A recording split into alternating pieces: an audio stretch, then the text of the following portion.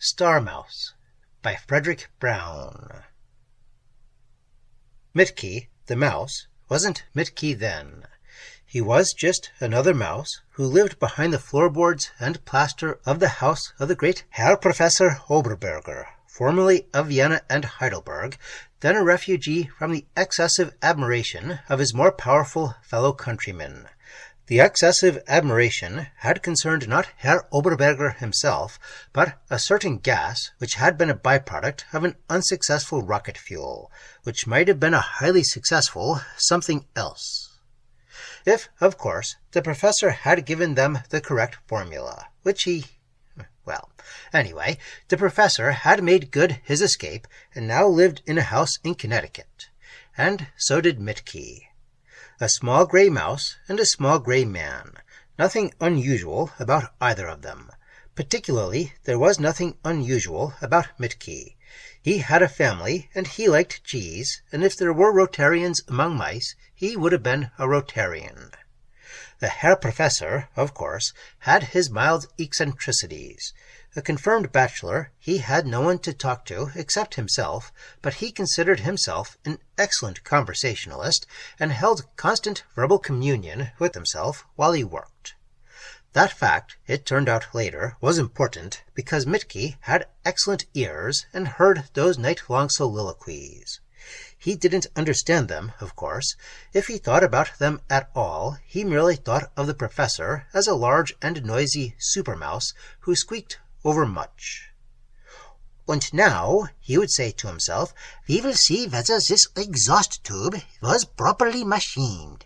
It should fit within 1/100,000th of an inch. Ah, it is perfect. And now...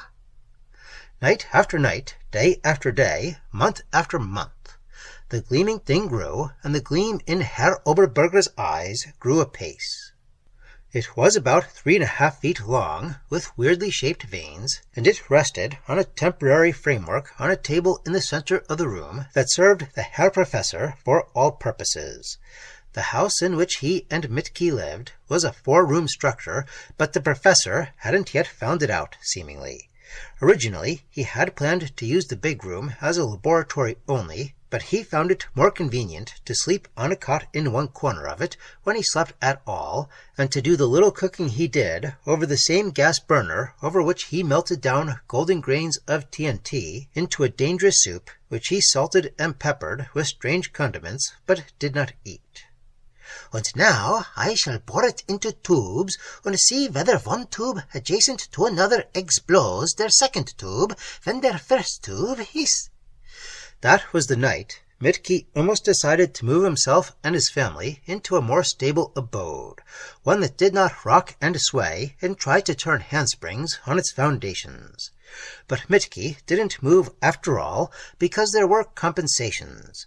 New mouse holes all over, and, joy of joy, a big crack in the back of the refrigerator where the professor kept, among other things, food.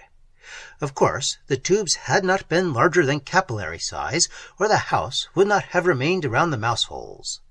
And of course, Mitke could not guess what was coming, or understand the Herr Professor's brand of English, or any other brand of English, for that matter, or he would not have let even a crack in the refrigerator tempt him. The professor was jubilant that morning. Der fuel, it works. Der second tube, it did not explode.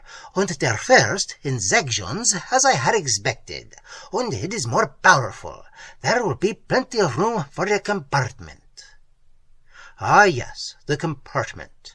That was where Mitke came in, although even the professor didn't know it yet.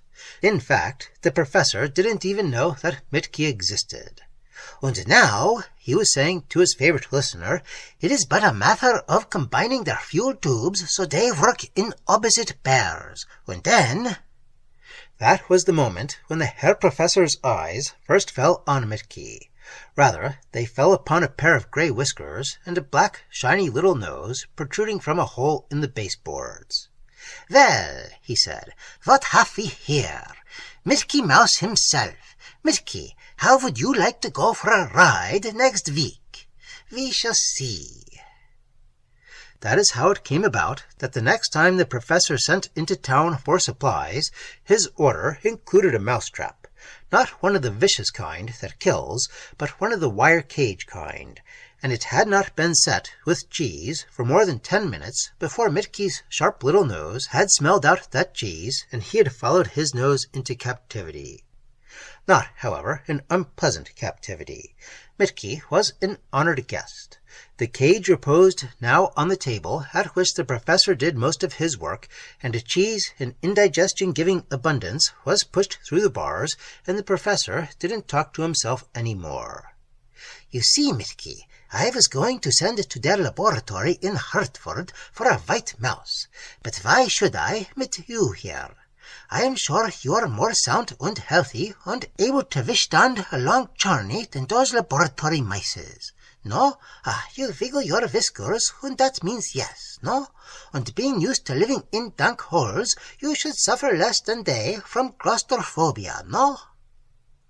And Mitke grew fat and happy and forgot all about trying to get out of the cage. I fear that he even forgot about the family he had abandoned, but he knew, if he knew anything, that he need not worry about them in the slightest. At least, not until and unless the professor discovered and repaired the hole in the refrigerator. And the professor's mind was most emphatically not on refrigerators. "And so, Mitke, we shall place this vein so. It is only of assistance in their landing in an atmosphere. It and this will bring you down safely and slowly enough that their shock absorbers in their movable compartment will keep you from bumping your head too hard, I think." Of course, Mitke missed the ominous note to that "I think" qualification because he missed all the rest of it. He did not, as has been explained, speak English. Not then. But Herr Oberberger talked to him just the same. He showed him pictures. "Did you ever see their mouse you was named after, Mitke? What? No? Look, this is their original Mitke mouse, by Walt Disney. But I think you are cuter, Mitke." Probably the professor was a bit crazy to talk that way to a little gray mouse. In fact, he must have been crazy to make a rocket that worked. For the odd thing was that the Herr Professor was not really an inventor. There was, as he carefully explained to Mitke, not one single thing about that rocket that was new. The Herr Professor was a technician. He could take other people's ideas and make them work.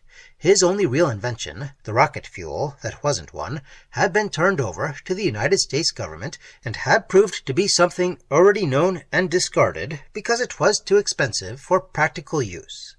As he explained very carefully to Mitke, "It is purely a matter of absolute accuracy and mathematical correctness, Mitke. It is all here. We merely combine, and we achieve what, Mitke? Escape velocity, Mitke. Just barely. It adds up to escape velocity. Maybe. There are yet unknown factors, Mitke, in their upper atmosphere, their troposphere, their stratosphere. We think we know exactly how much air there is to calculate resistance against, but are we absolutely sure? No, Mitke, we are not. We have not been there, and their Martian is so narrow that so much as an air current might affect it." But Mitke cared not a whit. In the shadow of the tapering aluminum alloy cylinder, he waxed fat and happy. "Der Tag, Mitke, der Tag. And I shall not lie to you, Mitke. I shall not give you false assurances. You go on a dangerous journey, mein little Freund. A 50-50 chance we give you, Mitke. Not der moon or bust, but der moon und bust.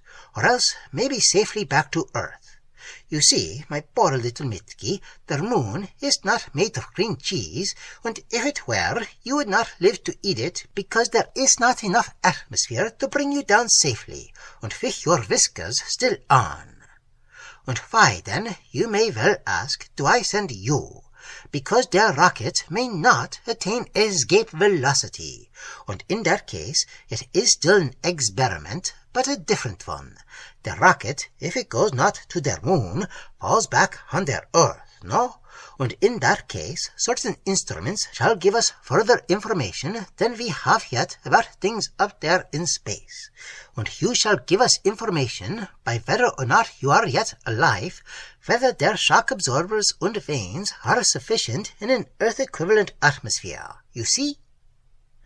Then later, when we send rockets to Venus, maybe where an atmosphere exists, we shall have data to calculate the needed size of vanes and shock absorbers, no?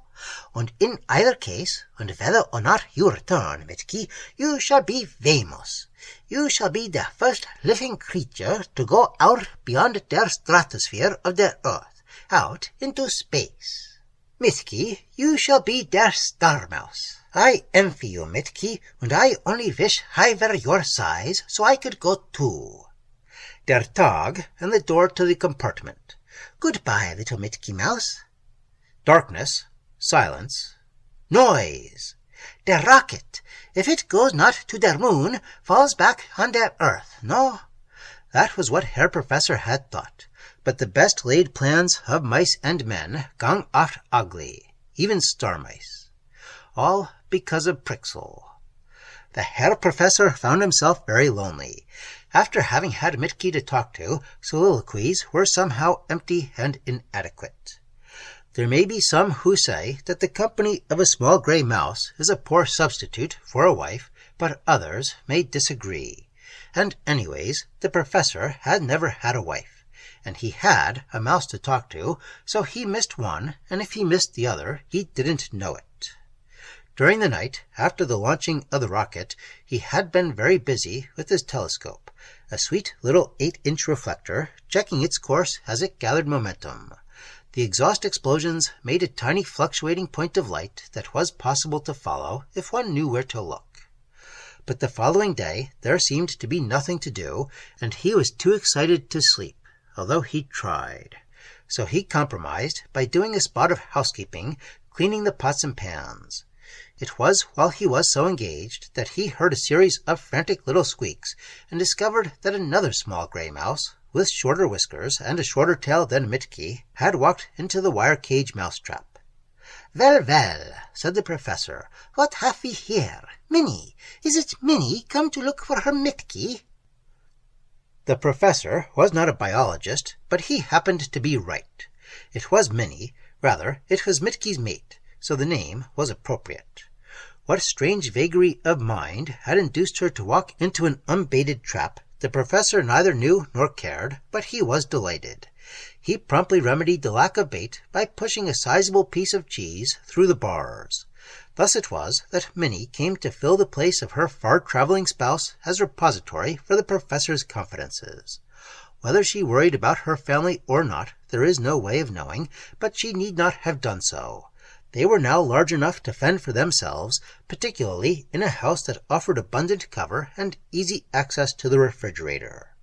"Ah, and now it is dark enough, Minnie, that we can look for that husband of yours. His fiery trail across the sky. True, Minnie, it is a very small, fiery trail, and their astronomers will not notice it, but that is because they do not know where to look. But we do. He is going to be a very famous mouse, Minnie, this Mitki of ours, when we tell der world about him and about mine rocket. You see, Minnie, we have not told them yet. We shall wait and give their complete story all at once. By dawn of tomorrow we'll... Ah, there he is, Minnie. Faint, but there. I'll hold you up to their scope and let you look, but it would not be focused right for your eyes, and I do not know how to. Almost 100,000 miles, Minnie, and still accelerating, but not for much longer. Our Mitki is on schedule. In fact, he is going faster than we had figured, no?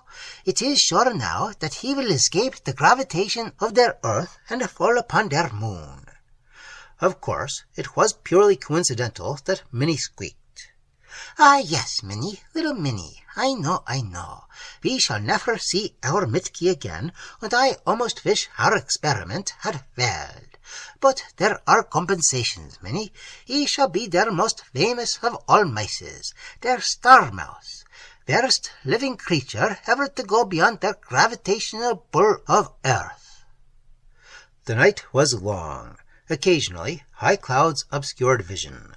Minnie, I shall make you more comfortable than in that so small wire cage.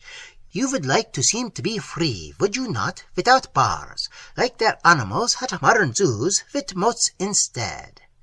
And so, to fill in an hour when a cloud obscured the sky, the Herr Professor made Minnie her new home. It was the end of a wooden crate, about half an inch thick and a foot square, laid flat on the table and with no visible barrier around it. But he covered the top with metal foil at the edges, and he placed the board on another larger board, which also had a strip of metal foil surrounding the island of Minnie's home, and wires from the 2 areas of metal foil to opposite terminals of a small transformer which he placed nearby. And now, Minnie, I shall place you on your island, which shall be liberally supplied with cheese and water, and you shall find it an excellent place to live. But you will get a mild shock or two when you try to step off the edge of their island. It will not hurt much, but you will not like it. And after a few tries, you will learn not to try again. No? And night again. Minnie was happy on her island, her lesson well learned. She would no longer so much as step on the inner strip of metal foil. It was a mouse paradise of an island, though. There was a cliff of cheese, bigger than Minnie herself. It kept her busy, mouse and cheese. Soon one would be transmutation of the other. But Professor Oberberger wasn't thinking about that. The professor was worried. When he had calculated and recalculated and aimed his 8-inch reflector through the hole in the roof and turned out the lights. Yes, there are advantages to being a bachelor after all. If one wants a hole in the roof, one simply knocks a hole in the roof, and there is nobody to tell one that one is crazy. If winter comes, or it rains, one can always call a carpenter or use a tarpaulin. But the faint trail of light wasn't there. The professor frowned and recalculated and re-recalculated and shifted his telescope 3/10 of a second, and still the rocket wasn't there. Minnie, something is wrong. Either their tubes have stopped firing, or the rocket was no longer traversing a straight line relative to its point of departure. By straight, of course, is meant parabolically curved relative to everything other than velocity. So the Herr Professor did the only thing remaining for him to do, and began to search with the telescope in widening circles. It was 2 hours before he found it, 5 degrees off course already, and veering more and more into there was only one thing you could call it, a tailspin. The darned thing was going in circles which appeared to constitute an orbit about something that couldn't possibly be there, then narrowing into a concentric spiral. Then out. Gone. Darkness. No rocket flares. The professor's face was pale as he turned to Minnie. It is impossible, Minnie, mine own eyes, but it could not be. Even if one side stopped firing, it could not have gone into such sudden circles. His pencil verified his suspicion. And, Minnie, it decelerated faster than possible. Even with no tubes firing, its momentum would have been more. The rest of the night, telescope and calculus yielded no clue. That is, no believable clue. Some force not inherent in the rocket itself, and not accountable by gravitation, even of a hypothetical body, had acted. Mein poor Mitki. The gray, inscrutable dawn. Mein Minnie, it will have to be a secret. We dare not publish what we saw, for it would not be believed. I am not sure I believe it myself, Minnie. Perhaps because I was overtired from not sleeping. I just imagined that I saw. Later. But, Minnie, we shall hope. 150,000 miles out it was. It will fall back upon their earth, but I cannot tell where. I thought that if it did, I would be able to calculate its course, but after those concentric circles, Minnie, not even Einstein could calculate where it will land. Not even me. All we can do is hope that we shall hear of where it falls. Cloudy day. Black night, jealous of its mysteries. Minnie, our poor Mitki. There is nothing could have caused. But something had. Prixel. Prixel is an asteroid. It wasn't called that by earthly astronomers because, for excellent reasons, they had not discovered it.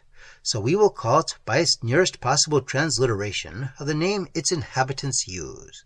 Yes, it's inhabited. Come to think of it, Professor Oberberger's attempt to send a rocket to the moon had some strange results. Or rather, Prixel did. You wouldn't think that an asteroid could reform a drunk, would you? But one Charles Winslow, a besotted citizen of Bridgeport, Connecticut, never took a drink after the time when, right on Grove Street, a mouse asked him the road to Hartford. The mouse was wearing bright red pants and vivid yellow gloves. But that was 15 months after the professor lost his rocket. We'd better start over again. Prixel is an asteroid. One of those despised celestial bodies which terrestrial astronomers call vermin of the sky because the darn things leave trails across the plates that clutter up the more important observations of novae and nebulae. 50,000 fleas on the dark dog of night. Tiny things, most of them, astronomers have been discovering recently that some of them come close to Earth, amazingly close. There was excitement in 1932 when Amor came within 10 million miles, astronomically a mere mashie shot. Then Apollo cut that almost in half, and in 1936 Adonis came within less than 1.5 million miles. In 1937, Hermes, less than 500,000, but the astronomers got really excited when they calculated its orbit and found that the little mile-long asteroid can come within a mere 220,000 miles, closer than Earth's own moon. Someday they may be still more excited if and when they spot the 3/8 mile asteroid, Prixel, that obstacle of space, making a transit across the moon, and discover that it frequently comes within a mere 100,000 miles of our rapidly whirling world. Only in event of a transit will they ever discover it, though, for Prixel does not reflect light. It hasn't, anyway, for several million years, since its inhabitants coated it with a black, light-absorbing pigment derived from its interior. Monumental task, painting a world for creatures half an inch tall, but worth it at the time. When they'd shifted its orbit, they were safe from their enemies. There were giants in those days, 8-inch tall, marauding pirates from Deimos. Got to Earth a couple of times, too, before they faded out of the picture. Pleasant little giants who killed because they enjoyed it. Records in now buried cities on Deimos might explain what happened to the dinosaurs, and why the promising Cro-Magnons disappeared at the height of their promise only a few cosmic minutes after the dinosaurs went west. But Prixel survived. Tiny world, no longer reflecting the sun's rays, lost to the cosmic killers when its orbit was shifted. Prixel, still civilized, with a civilization millions of years old. Its coat of blackness, preserved and renewed regularly, more through tradition than fear of enemies, in these later degenerate days. Mighty but stagnant civilization, standing still on a world that whizzes like a bullet. And Mickey Mouse. Klarloth, head scientist of a race of scientists, tapped his assistant, Bemge, on what would have been Bemge's shoulder if he had had one. "Look," he said, "what approaches Prixel? Obviously artificial propulsion." Bemge looked into the wall plate and then directed a thought wave at the mechanism that jumped the magnification 1,000-fold through an alteration of the electronic field. The image leaped, blurred, then steadied. "Fabricated," said Bemge. "Extremely crude, I must say. Primitive, explosive-powered rocket. Wait, I'll check where it came from." He took the readings from the dials about the viewplate and hurled them as thoughts against the psychocoil of the computer, then waited while that most complicated of machines digested all the factors and prepared the answer. Then, eagerly, he slid his mind into rapport with its projector. Klarloth likewise listened in to the silent broadcast. Exact point on Earth and exact time of departure. Untranslatable expression of curve of trajectory, and point on that curve where deflected by gravitational pull of Prixel. The destination, or rather the original intended destination, of the rocket was obvious. Earth's moon. Time and place of arrival on Prixel if present course of rocket was unchanged. Earth, said Klarloth meditatively. They were a long way from rocket travel the last time we checked them. Some sort of a crusade, or battle of beliefs, going on, wasn't there? Bemge nodded. Catapults, bows and arrows. They've taken a long stride since, even if this is only an early experimental thing of a rocket. Shall we destroy it before it gets here? Klarloth shook his head thoughtfully. Let's look it over. May save us a trip to Earth. We can judge their present state of development pretty well from the rocket itself. But then we'll have to... Of course. Call the station. Tell them to train their attractorepulsors on it, and to swing it into a temporary orbit until they prepare a landing cradle. And not to forget to damp out the explosive before they bring it down. Temporary force field around point of landing, in case... Naturally. So despite the almost complete absence of atmosphere in which the vanes could have functioned, the rocket came down safely and so softly that Mitke, in the dark compartment, knew only that the awful noise had stopped. Mitke felt better. He ate some more of the cheese with which the compartment was liberally provided. Then he resumed trying to gnaw a hole in the inch-thick wood with which his compartment was lined. That wooden lining was a kind of thought of the Herr Professor for Mitke's mental well-being. He knew that trying to gnaw his way out would give Mitke something to do en route which would keep him from getting the screaming memes. The idea had worked. Being busy, Mitke hadn't suffered mentally from his dark confinement.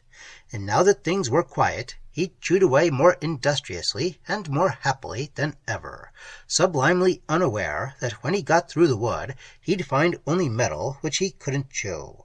But better people than Mitke have found things they couldn't chew. Meanwhile, Klarloth and Bemge and several thousand other Prixlians stood gazing up at the huge rocket, which, even lying on its side, towered high over their heads. Some of the younger ones, forgetting the invisible field of force, walked too close and came back ruefully rubbing bumped heads. Klarloth himself was at the psychograph. There is life inside the rocket, he told Bemge, but the impressions are confused. One creature, but I cannot follow its thought processes. At the moment, it seems to be doing something with its teeth. It could not be an Earthling, one of the dominant race. One of them is much larger than this huge rocket. Gigantic creatures. Perhaps unable to construct a rocket large enough to hold one of themselves, they sent an experimental creature such as our Wuraths. I believe you've guessed right, Bemge. Well, when we have explored its mind thoroughly, we may still learn enough to save us a check-up trip to Earth. I am going to open the door.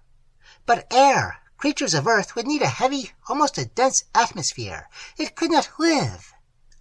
We retain the force field, of course. It will keep the air in. Obviously, there is a source of supply of air within the rocket, or the creature would not have survived the trip. Klarloth operated controls, and the force field itself put forth invisible pseudopods and turned the outer screw door, then reached within and unlatched the inner door to the compartment itself. All Prixel watched breathlessly as a monstrous gray head pushed out of the huge aperture yawning overhead. Thick whiskers, each as long as the body of a Prixlian. Mitke jumped down and took a forward step that bumped his black nose hard into something that wasn't there. He squeaked and jumped backwards against the rocket. There was disgust in Bemge's face as he looked up at the monster.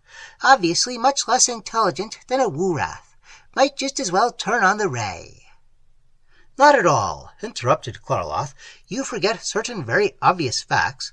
The creature is unintelligent, of course, but the subconscious of every animal holds in itself every memory, every impression, every sense image to which it has ever been subjected. If this creature has ever heard the speech of the Earthlings, or seen any of their works, besides this rocket, every word and every picture is indelibly graven. You see now what I mean. Naturally. How stupid of me, Klarloth. Well, one thing is obvious from the rocket itself. We have nothing to fear from the science of Earth for at least a few millennia. So there is no hurry, which is fortunate. for to send back the creature's memory to the time of its birth and to follow each sensory impression in the psychograph will require, a time at least equivalent to the age of the creature, whatever that is, plus the time necessary for us to interpret and assimilate each. But that will not be necessary, Bemj. No? Oh, you mean the X-19 waves. Exactly. Focused upon this creature's brain center, they can, without disturbing his memories, be so delicately adjusted as to increase his intelligence, now probably about 0.0001 in the scale, to the point where he is a reasoning creature. Almost automatically, during the process, he will assimilate his own memories and understand them just as he would if he had been intelligent at the time he received those impressions. See, Bemj, he will automatically sort out irrelevant data and will be able to answer our questions. But would you make him as intelligent as... As we? No. The X-19 waves would not work so far. I would say to about 0.2 on the scale. That, judging from the rocket, coupled with what we remember of Earthlings from our last trip there, is about their present place on the intelligence scale. Yes. At that level, he would comprehend his experiences on Earth just sufficiently that he would not be dangerous to us two. Equal to an intelligent Earthling. Just about right for our purpose. Then, shall we teach him our language? Wait, said Klarloth. He studied the psychograph closely for a while. No, I do not think so. He will have a language of his own. I see in his subconscious memories of many long conversations. Strangely, they all seem to be monologues by one person. But he will have a language, a simple one. It would take him a long time, even under treatment, to grasp the concepts of our own method of communication, but we can learn his, while he is under the X-19 machine, in a few minutes. Does he understand now any of that language? Klarleth studied the psychograph again. No, I do not believe he... Wait, there is one word that seems to mean something to him, the word Mitki. It seems to be his name, and I believe that, from hearing it many times, he vaguely associates it with himself. And quarters for him, with airlocks and such. Of course, order them built. To say it was a strange experience for Mitki is an understatement. Knowledge is a strange thing, even when it is acquired gradually. To have it thrust upon one... And there were little things that had to be straightened out, like the matter of vocal cords. His were not adapted to the language he now found he knew. Bemj fixed that. You would hardly call it an operation, because Mitki, even with his new awareness, didn't know what was going on, and he was wide awake at the time. And they didn't explain to Mitki about the J-dimension, with which one can get at the inwardness of things without penetrating the outside. They figured things like that weren't in Mickey's line, and anyway, they were more interested in learning from him than teaching him. Bemj and Klarloth and a dozen others deemed worthy of the privilege. If one of them wasn't talking to him, another was. Their questioning helped his own growing understanding. He would not, usually, know that he knew the answer to a question until it was asked. Then he'd piece it together without knowing just how he did it, any more than you or I know how we know things, and give them the answer. Bemj, is this language which you speak of a universal one? And Mitki, even though he'd never thought about it before, had the answer ready. No, it is not. It is English. But I remember their Herr Professor speaking of other tongues. I believe he spoke another himself originally, but in America he always spoke English to become more familiar with it. It is a beautiful speech, is it not? Said Bemj. Klarloth, and your race, the Mices, are they treated well? Not by most people, Mitki told them and explained. I would like to do something for them, he added. Look, could I not take back with me this process which you used upon me, apply it to other mices, and create a race of super mices? Why not? Asked Bemj. he saw Klarloth looking at him strangely and threw his mind into rapport with the chief scientists, with Mitke left out of the silent communion. Yes, of course, Bemge told Klarloth. It will lead to trouble. Two equal classes of beings, so dissimilar as mice and men, cannot live together in amity. But why should that concern us, other than favorably? The resultant mess will slow down progress on Earth, give us a few more millennia of peace before Earthlings discover we are here, and trouble starts. You know these Earthlings. But you would give them the X-19 waves. They might... No, of course not.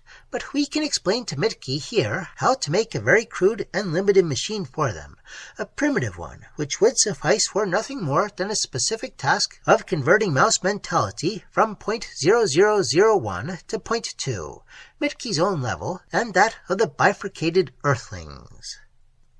It is possible, communicated Klarloth, it is certain that for eons to come they will be incapable of understanding its basic principle. But could they not use even a crude machine to raise their own level of intelligence? You forget, Bemge, the basic limitation of the X-19 rays, that no one can possibly design a projector capable of raising any mentality to a point on the scale higher than his own. Not even we. All this, of course, over Mitke's head in silent Prixlian. More interviews and more. Klarloth again. Mitke, we warn you of one thing. Avoid carelessness with electricity. Der new molecular rearrangement of your brain center, it is unstable, und... Bemge. Mitke, are you sure your Herr Professor is the most advanced of all who experiment with their rockets? In general, yes, Bemge. There are others who on one specific point, such as explosives, mathematics, astrophysics, may know more, but not much more, and for combining these knowledges, he is ahead. It is well, said Bemge. Small grey mouse, towering like a dinosaur over tinier half-inch Prixlians. Meek, herbivorous creature though he was, Mitke could have killed any one of them with a single bite. But, of course, it never occurred to him to do so, nor to them to fear that he might. They turned him inside out mentally. They did a pretty good job of study on him physically, too, but that was through the J-dimension, and Mitke didn't even know about it. They found out what made him tick, and they found out everything he knew, and some things he didn't even know he knew. And they grew quite fond of him. Mitke, said Klarloth one day, all the civilized races on Earth wear clothing, do they not? Well, if you are to raise the level of mices to men, would it not be fitting that you wear clothes too? An excellent idea, Herr Klarloth, but I know just what kind I would like. Der Herr Professor once showed me a picture of a mouse painted by their artist Disney, and their mouse for clothing. Their mouse was not a real-life one, but an imaginary mouse in a parable, and their professor named me after their Disney mouse. What kind of clothing was it, Mitke? Bright red pants with their two big yellow buttons in front and two in back, and yellow shoes for their back feet, and a pair of yellow gloves for their front, a hole in their seat of their pants to accommodate their tail. Okay, Mitke, such shall be ready for you in 5 minutes. That was on the eve of Mitke's departure. Originally, Bemge had suggested awaiting the moment when Prixl's eccentric orbit would again take it within 150,000 miles of Earth. But, as Klarloth pointed out, that would be 55 Earth years ahead, and Mitke wouldn't last that long. Not unless they... And Bemge agreed they had better not risk sending a secret like that back to Earth. So they compromised by refueling Mitke's rocket with something that would cancel out the 1.25 million odd miles he would have to travel. That secret they didn't have to worry about, because the fuel would be gone by the time the rocket landed. Day of departure. We have done our best, Mitke, to set and time their rocket so it will land on or near the spot from which you left Earth. but you cannot expect accuracy in a voyage so long as this. You will land near. The rest is up to you. We have equipped the rocket ship for every contingency." "Thank you, Herr Klarloth, Herr Bemsch. Goodbye." "Goodbye, Mickey. We hate to lose you." "Goodbye, Mitki. Goodbye, goodbye." For 1.25 miles, the aim was really excellent. The rocket landed in Long Island Sound, 10 miles out from Bridgeport, about 60 miles from the house of Professor Oberberger near Hartford. They had prepared for a water landing, of course. The rocket went down to the bottom, but before it was more than a few dozen feet under the surface, Mitke opened the door, especially equipped to open from the inside, and stepped out. Over his regular clothes, he wore a neat little diving suit that would have protected him at any reasonable depth, and which, being lighter than water, brought him to the surface quickly, where he was able to open his helmet. He had enough synthetic food to last him for a week, but it wasn't necessary, as things turned out. The night boat from Boston carried him to Bridgeport on its anchor chain, and once in sight of land, he was able to divest himself of the diving suit and let it sink to the bottom after he'd punctured the tiny compartments that made it float, as he promised Klarloth he would do. Almost instinctively, Mickey knew that he'd do well to avoid human beings until he reached Professor Oberberger and told his story. His worst danger proved to be the rats at the wharf when he swam ashore. They were 10 times Mitke's size and had teeth that could have taken him apart in 2 bites. But mind has always triumphed over matter. Mitke pointed an imperious yellow glove and said, "Scram!" and the rats scrammed. They'd never seen anything like Mitke before, and they were impressed. So, for that matter, was the drunk, of whom Mitke inquired the way to Hartford. We mentioned that episode before. That was the only time Mitke tried direct communication with strange human beings. He took, of course, every precaution. He addressed his remarks from a strategic position only inches away from a hole into which he could have popped. But it was the drunk who did the popping without even waiting to answer Mitke's question. But he got there, finally. He made his way afoot to the north side of town and hid out behind a gas station until he heard a motorist who had pulled in for gasoline inquire the way to Hartford. And Mitke was a stowaway when the car started up. The rest wasn't hard. The calculations of the Prixlians showed that the starting point of the rocket was 5 Earth miles northwest of what showed on their telescopal maps as a city, and which, from the professor's conversation, Mitke knew would be Hartford. He got there. "Hello, Professor." The Herr Professor Oberberger looked up, startled. There was no one in sight. "What?" he asked of the air. "Who is?"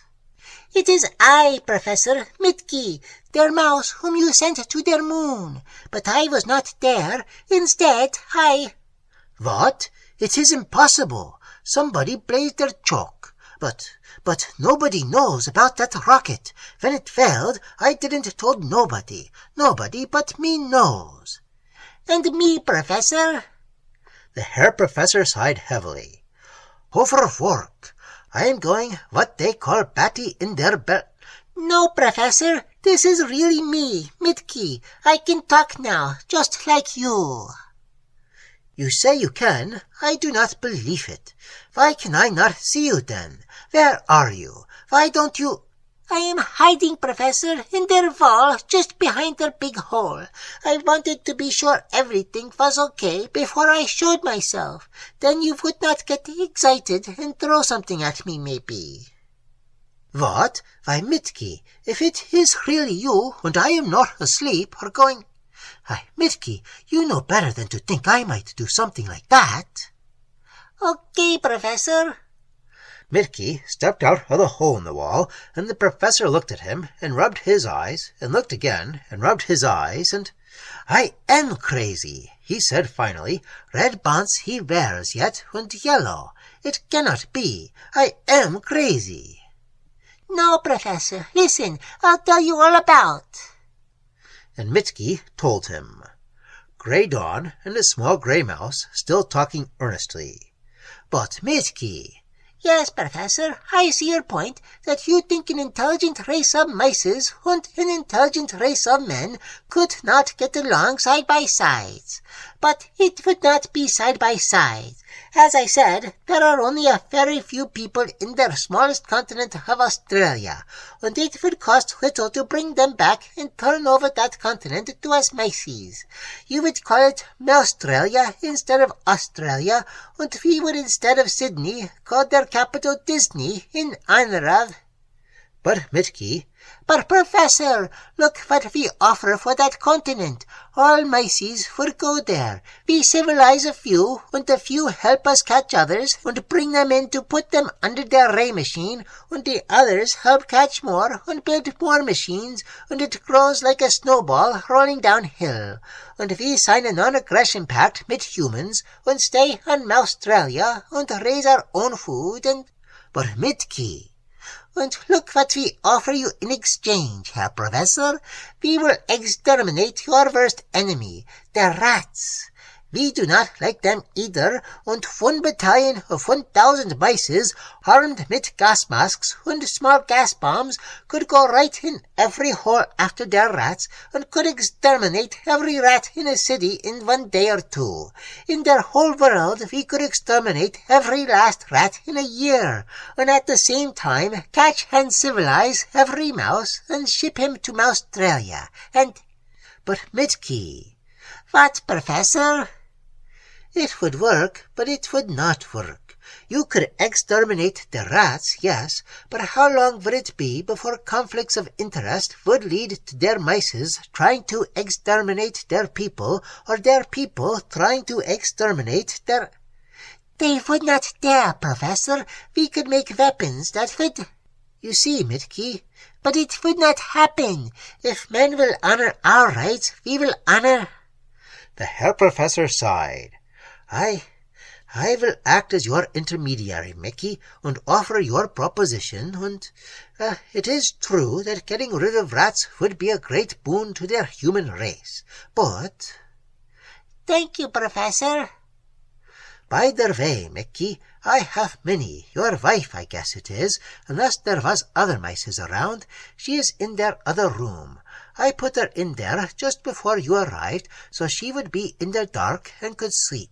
You want to see her? Wife, said Mitke. It had been so long that he had really forgotten the family he had perforce abandoned. The memory returned slowly. Well, he said, yes. We will get her, and I shall construct Kvik a small X-19 projector, and, yes, it will help you in your negotiations with their governments, if there are several of us already, so they can see I am not just a freak like they might otherwise suspect. It wasn't deliberate. It couldn't have been, because the professor didn't know about Klarloth's warning to Mitke about carelessness with electricity. The new molecular rearrangement of your brain center, it is unstable, and the professor was still back in the lighted room when Mitke ran into the room where Minnie was in her barless cage. She was asleep, and the sight of her, memory of his earlier days, came back like a flash, and suddenly Mitke knew how lonesome he had been. Minnie, he called, forgetting that she could not understand, and stepped up to the board where she lay. Squeak! The mild electrical current between the 2 strips of tinfoil got him. There was silence for a while. Then, Mitke, called the Herr Professor, come on back and we will discuss this. He stepped through the doorway and saw them. There, in the gray light of dawn, 2 small gray mice cuddled happily together. He couldn't tell which was which, because Mitke's teeth had torn off the red and yellow garments, which had suddenly been strange, confining, and obnoxious things. "What on earth?" asked Professor Oberberger. Then he remembered the current and guessed.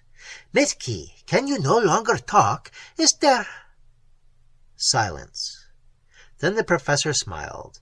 "Mitke," he said, "my little star mouse, I think you are more happier now."